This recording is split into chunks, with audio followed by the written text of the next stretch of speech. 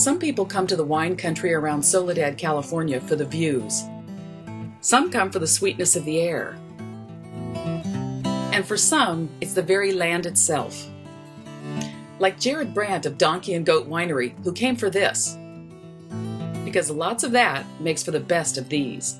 Very unusual in California limestone, and that gives it a ton of mineral flavor. Really easy for me to recognize Chalone. Every wine up here has a tiny bit of that. Ours has, I think, more because we make a more minerally wine, less fruit-driven.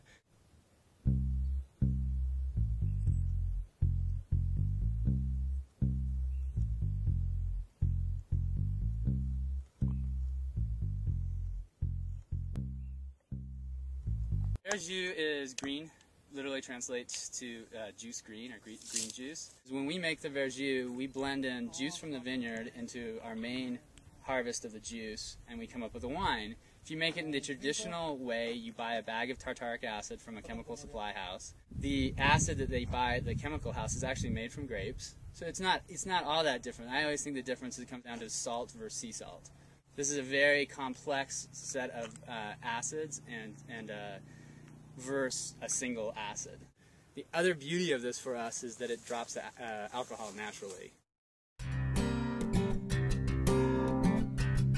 So you can take a third of wine, 3 clusters roughly, and then what we do is we'll go down this row. When these are full, just stick them underneath, and I'll pick them up in the tractor. And then we have 6 rows. We have these 2 rows, those 2 rows, and those 2 rows. And usually what works best is if each guy just does a row. Make sense?